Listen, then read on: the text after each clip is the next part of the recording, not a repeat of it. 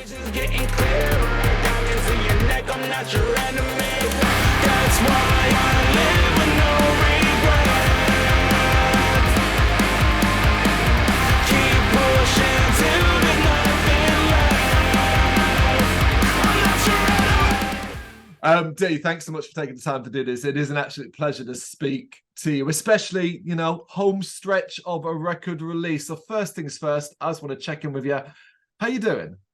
Oh my goodness. It's this being our first album release, it's a lot. Did not realize how much work it is to put a full LP out. Oh my God. But feeling great and tired but energetic at the same time. It's cool. It's this weird thing where I've never felt happier to be so tired. It is a unique experience. And are you alone in that mindset? What is the mood like in the Oxymorrons camp right now? We're super excited. We've worked so hard to get here as far as just like being able to release a full length, a body of work that truly represents who we are and Melanin Punk. And I would say the entire squad right now is just like we're all going crazy. We're all like, we can't believe it. We've seen the physicals, like I've touched the vinyl, I've touched the CD. It's just like it's real. Oh, like, oh my God, this is real. And so we're all super stoked, super excited. And yeah, we've just been touring our asses off too, so it's been good. It has been a pretty incredible 2023 as a whole. Now we're reaching the sort of latter end. Are you satisfied with what you've accomplished this year overall? Yeah, absolutely. From setting off the year, releasing Enemy literally in January, and then heading on the road with Bad Omens, coming out to Europe. It was incredible because as a band for us, overall, Europe was a thing that we always feel like Europe and the UK, we do well. We I don't know why that was like always a thing for us. And so when we got the opportunity to do it, when the Omens reached out, we got the opportunity to do it, and we got to do it with them at that. Was like the red carpet being rolled out. Like it was like, it was like, yo, we came into Europe the best possible way you could come to Europe as a band for your first time, and we were just ecstatic, and it was crazy. So this year alone, now we're looking at, hey, the album's now out, about to be out. We rolled all these singles out. We played all these shows. We did tours. We did our first headline tour. We did that. And that was awesome. And then touring with Corey, and then Corey seeing us so much, he loved us enough to bring us out to Europe. It's like that's been what 2023 has looked like. And we thought 2022 was nuts. We played 200 some shows in 2022 and went crazy. We didn't think it could get better. It could get bigger, and it did. So it's mind-blowing to really be in this position. It is incredible. I almost have to ask, how the hell are you keeping your feet on the ground at the moment? Because it seems like you're just taking off.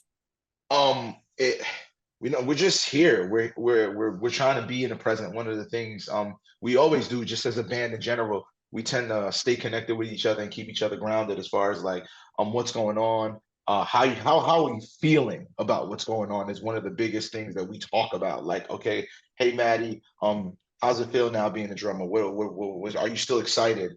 Or are you overwhelmed? What's going on? And those responses, we always check on each other in that kind of a way. And I think that's because band morale is something we highly focus on, because you can't be a collective of brothers moving through this business and doing what we're doing without being heavily connected to each other. And so we make sure that's always intact.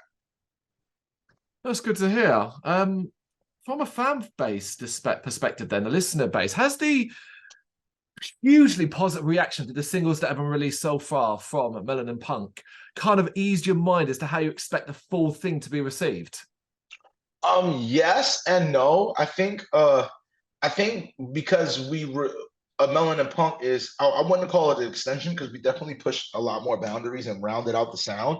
How Mohawks and Do-Rags was received gave us a little hint into, okay, maybe we'll be accepted. And I just think also the world is ready overall, from across the pond to the US, everywhere is just ready for something a little different, something new, fresh takes on things. And so when we were creating this, we knew like, hey, this is what we wanted to offer to the world. And we knew it was good. It's great. We love it. And that's all that really mattered. How it's received is it obviously, like bands who say, oh, we don't care, that's not true. Like, you know, like we do care.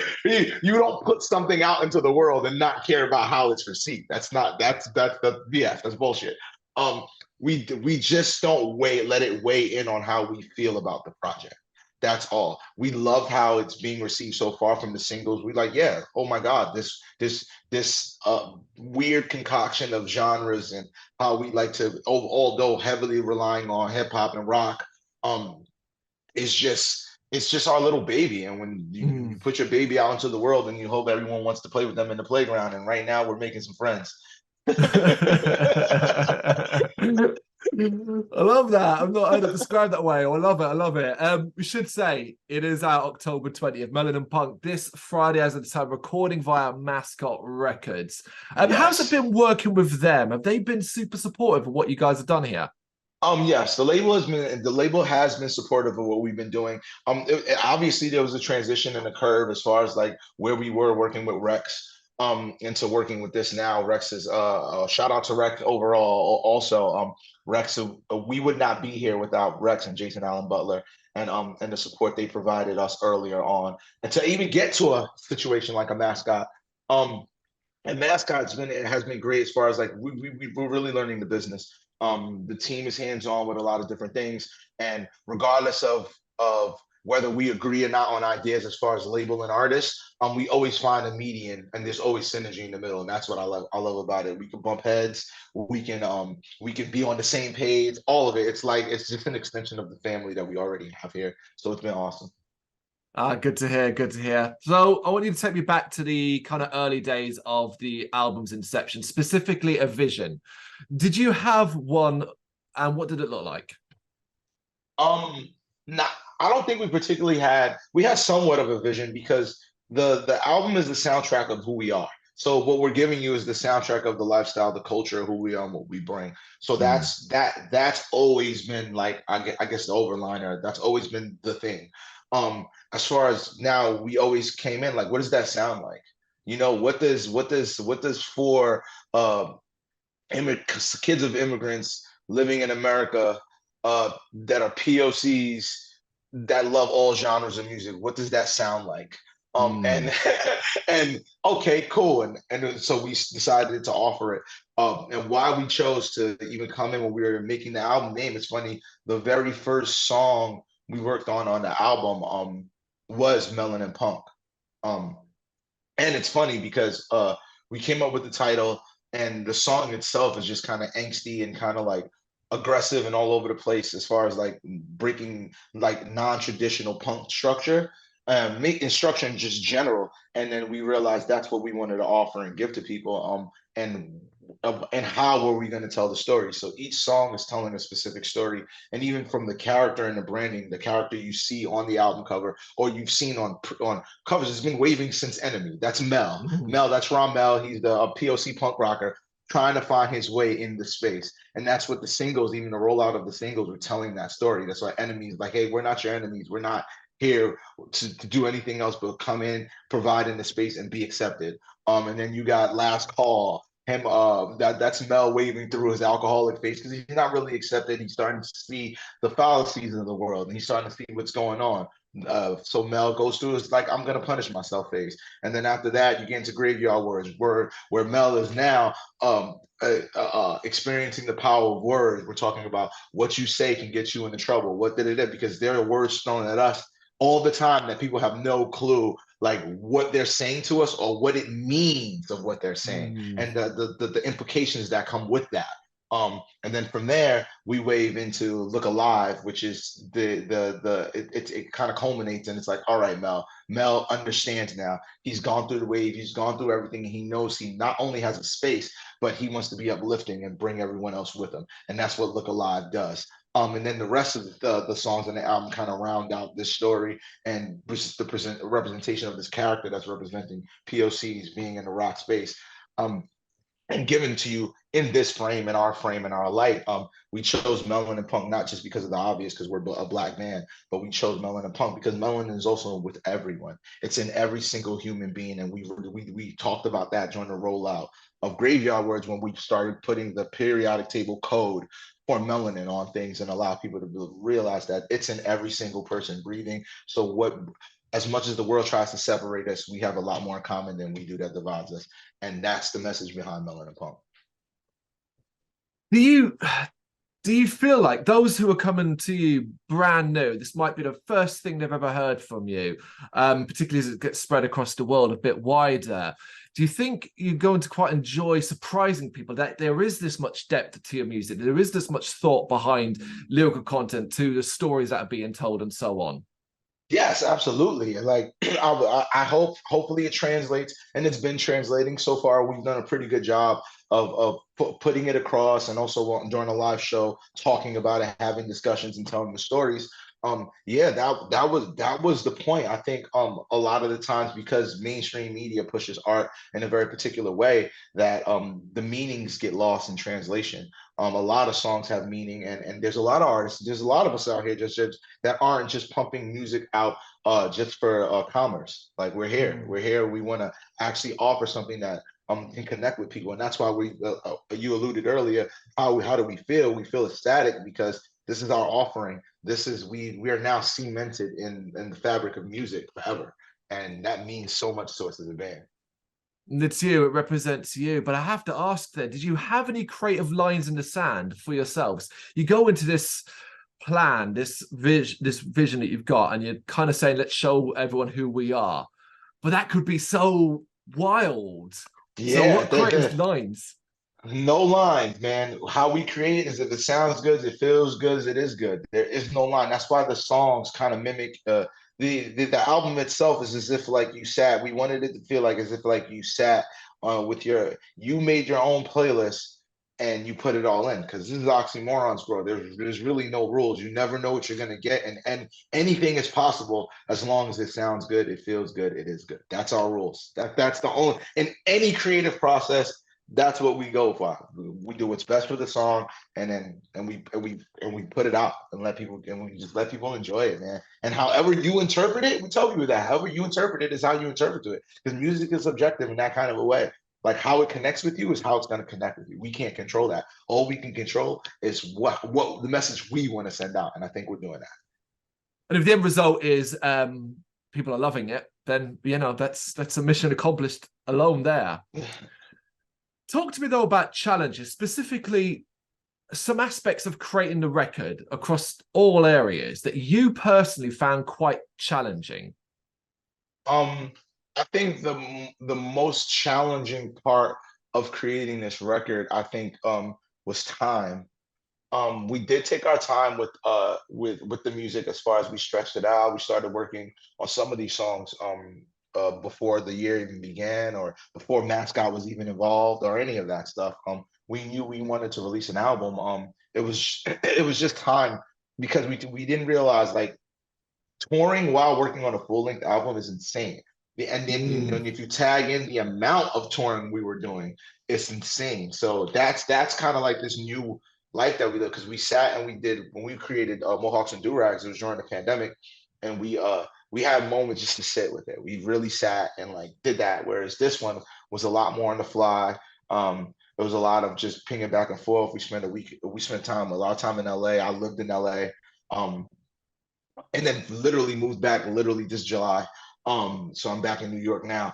So it was just really, really the biggest hurdle was just time, because when it comes to creating our music, we don't run into too many hurdles because we allow it to be free. When you come in with a preconceived notion of what something is going to be, that's where you run into the brick walls of, hey, I need this to be this. And if it's not naturally happening, if the universe isn't aligning at that moment, then you'll try to force it. As humans, it's what we do. We try to force it. But for us, we just like, nah, like even in some of the sessions, it's funny. Look Alive is a funny session from that, because it was like, oh, we were working on one song and it just wasn't happening. We're just like, what's going on? Most would try to force, come back. What we did was we literally left the entire song. I can't even remember what the song was going to be at this point or any of that.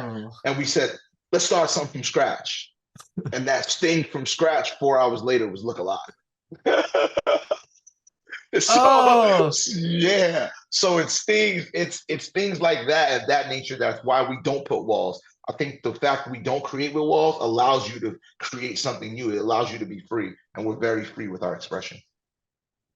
It must have been, as it came together, as the album started to really come together, it must have been incredibly satisfying. So on that note, from your own personal perspective, the entire process again, what were some of the more creatively satisfying moments for you? Oh, there's a couple. I'll give you a couple because it was awesome. One really good creative satisfying moment was we had there's a song on there with an artist called KANNER. And KANNER, she's an amazing writer. Like, she's amazing writer, singer, artist, friend. She's incredible, and she also writes a lot. She's on. I would say I'll speak graciously because she's the homie, but I would say, and I could probably be challenged on this, but I would say she's probably writes on 70% of everything that comes out for rock music. Like, she's insane on that level of, like, she's in every room. She lives in LA. She's in Nashville writing nonstop. Like, she's just. And we went in and we were working on the song called Re-Up. She's on the song Re-Up. And for instance, Re-Up is another song that's riddled with a message, and it's kind of, people don't get it. Well, people don't, you don't immediately see it. It's somewhat hidden. Because Re-Up is a story that's told a million times in hip hop, but we wanted to put a rock perspective to it and also change the perspective to it at all. It's the story of the drug dealer. It's told a million times, but our version of it is from the perspective of a woman. That's what it is. It's the female drug dealer. It's not the male drug dealer. It's not that side of the story. So when we were coming in and we were telling this, KANNER knew exactly what we wanted to do. And when she helped us, she co-wrote the chorus and helped us come in and deliver those. It was just insane when she delivered it. So we were blown away by how the record came out, how the song came out. And we're just like, this is incredible. And then another instance was getting Kid Bookie on Head for the Hills. We were already cool. We were always chopping it up on Instagram, stuff like that. And we had finally, like, actually met each other on the Bad Omens tour.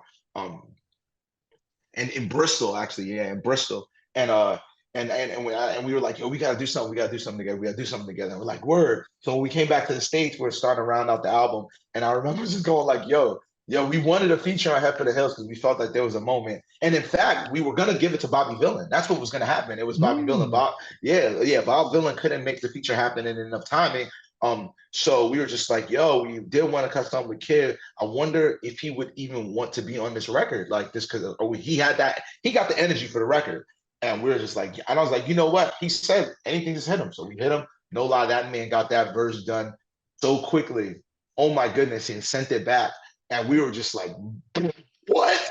It was incredible. It was more than we could ever ask for. And we all immediately lit up and knew that, yo, we got something here. This is incredible. This is dope. And Kid Bookie came through. It's really, if I could say what happened really, really well with that album is features, man. All the features we wanted, everyone we wanted to work with, it kind of like it came to life. Some fell through that we worked on earlier on, and we're like, oh, that wasn't able to come to life, which will come to life on album 2. But the ones that actually, yeah, we were already working on that.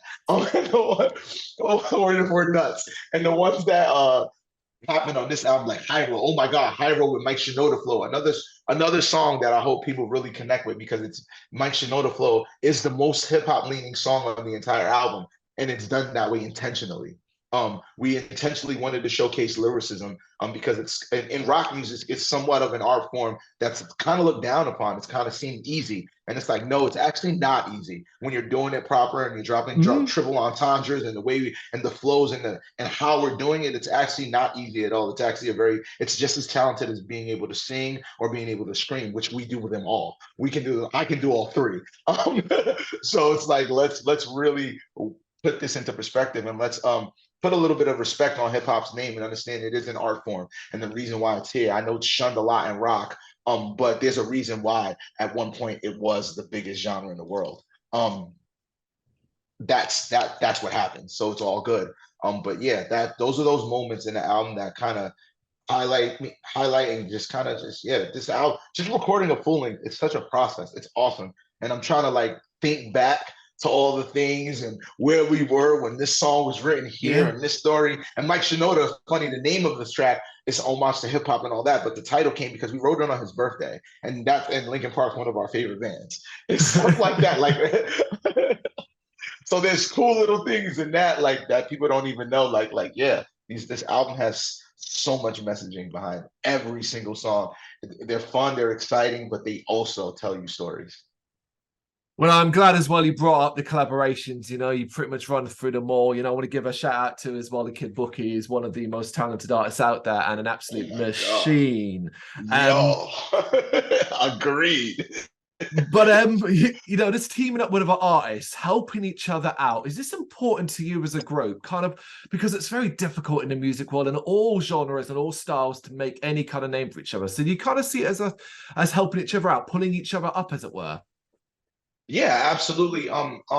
It was somewhat also intentional to work with and collaborate with artists of color and artists of different sexual orientations. All these things is to, as a band, we know what we represent, the message and what we're doing, and we say this all the time. That's why I'm like, it's just we're just providing the soundtrack to this lifestyle, and this message in itself is bigger than us. This entire thing is bigger than Oxymorrons.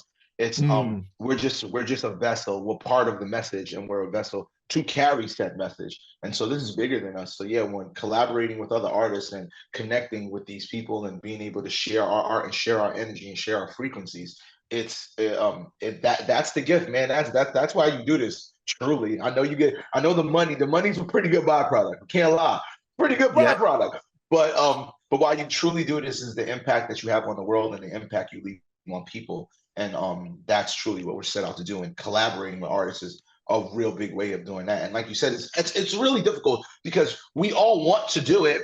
It's just there's label things that come into play, and then there's so much. If it was just art, you'd see it a lot more. That's the commerce keeping it from getting to where it needs to go. One of the most appealing things, I mean, not just about the record, but about Oxymorrons in general, is your outlook. And it is when you talk like that and hearing what you're saying, but also listening and understanding that too. So what would be a good measure of success for you when it comes to Melanin Punk? It's a good measure of success. Melanin Punk's main existence is successful.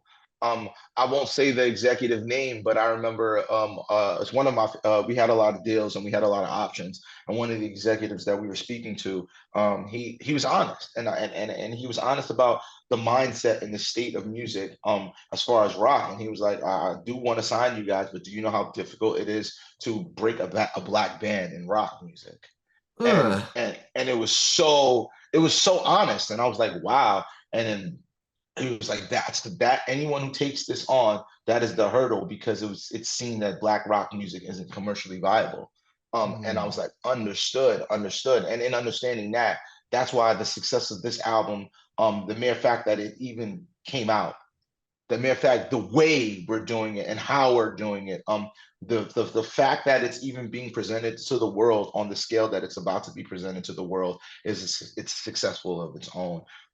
If just one band sees this and that was thinking about creating music, but know the barriers that come for people like us, and they decide like, hey, they see themselves, that's a win, because that's what this world is, man. We tend to not try things or think things are impossible because we can't see ourselves in the people that are doing it. And that's why imagery matters so much, and representation matters. People think representation matters on a level of like where, oh no, you get inspired when you see someone that, hey, that could be me. That statement right there. So we're providing that, and anytime we get a chance to provide something like that, that's what makes this album successful. This album's going to be, it's not streaming, it's not none of that. It's just the impact it's going to have on heavy, whatever you want to call it, guitar-driven music is a better term. Guitar-driven music, what it's going to do for guitar-driven music is going to be great. And regardless if we sell 100 copies or if we sell 1 million, as long as it impacts one person, we and I know that sounds cliche. People say stuff like that, but we truly do mean it, because I don't know where this is gonna go. This could be a whole. You could be talking to me at the Grammys next time, or this could be like, never heard of that band again. It could go either way. But We set out to do something that's so different that we were told along the way in various times that this would never work, and who we are, what it is. And so to be actually commercially releasing something that sounds, feels, and is this, that's a win in itself. How the hell did you manage to stay positive when you are being told and doors are being shut and you're being said, oh, this isn't commercially viable and this isn't and that isn't? I mean, how the hell do you keep going? That feels like it would just end a lot of bands before they even get started. Our love for music and discipline and consistency. Where that I live by that mantra. In fact, for probably, I would say, if you followed me long enough, I'd probably say for the last 60 years, that's the first thing I post every day on social media when I wake up. It's just a post that says just the term discipline and consistency. That's what gets you through when life decides it's going to shit on you. And the discipline is, hey, push through, and just because you just know, stay disciplined in what your beliefs, stay disciplined in who you are. That in any challenge in life, that's the most difficult thing to do, is to stay disciplined and stay consistent. And so what we decided is we were going to lean on each other. We lean on it. Was just, this last tour was nuts. More van issues than we've ever had ever. We felt like we were like going through the gauntlet. We felt like, okay, we have no issues for 2 years, and universe decided to give us all of them all at once. And we were just like, you know what, this could be worse. And also, let's just be honest here. No matter how you frame this, we're getting to do what we love for a living. Not many people get to do that. Let's just keep things into perspective, and this is all entertainment. Entertainment with very real messaging, but it's entertainment, and it's a privilege. It's an absolute privilege to be able to do this, because unfortunately, the way the world is designed, not many people get to do what they love. And just being able to do what you love, that's sometimes, and it's not easy. We have our days. I have my days where I hate this, and I'm struggling, and it's the worst. And what are we doing? What did I do? Am I an idiot? We really came out here and thought we were gonna be big, and like, why choose this fight? And out of all fights, we could be doing a lot of other stuff. Why this? And it's because it's what we love, and to be able to do that, in the smallest sense or the largest sense, it's a blessing. Straight up. That's just, no matter. And I try to remind myself of that every day. Well said. And the last couple of years speaks volumes about your work ethic and the expectation. I'm not even going to ask you to tell me what plans are in place or things like that, because it's all out there and more will come. But I am going to say this, it's just the start, isn't it? 2024 is just, again. We're just getting warmed up. 2024 is going to be amazing. The tours are coming. 1020, Melanin Punk. That shout out to Corey Taylor. That man is amazing. Like, literally has been pretty much a best friend since we toured. Like, it's just been. That's another thing. Just everyone we've toured with, all these acts that we grew up listening to. And just getting to have conversations with them, or them saying, "Hey, man, like what you're doing, it's really, really dope." That's so gratifying. Like, from Caleb, from Beartooth, like from all these, like just all these acts. Randy from Lamb of God, like all these people who have just shared positive notes. The POD guys, everyone just. It's been insane. One that a lot of people don't know, this Non-Point Elias, it's been so many people have showed us so much love that we didn't think we were going to get. And so, like, there's so much gratitude for this album. There's so much gratitude for what's going on. And shout out to rock and metal music for being a lot more accepting than I ever thought it would be. Yeah, it's in a better place these days than it was for a long, long time. Still a lot of work to go. Still a lot of work to go in certain areas, but hey, we'll take positives out of anything negative. And ultimately, as incredibly positive the year has been for you so far, the best is still yet to come. Melanin Punk, October 20th via Mascot Records. I don't want to do any bold predictions here, but it is going to absolutely blow up. D, thank you so much for taking the time to do this. Thank you. Appreciate you, man. For real. Have a great one, and we'll talk soon. Thank you very much for watching. If you'd like to see more content like this, please consider hitting the subscribe button. It is gratefully appreciated. You can find us over at gbhbl.com, our full website, where reviews, news, and so much more goes up daily. We're also on all social media platforms: Facebook, Instagram, Twitter, Threads, at GBHBL. Just search for GBHBL and you will find us out there. We also have merchandise on sale. You can access the shop via the website.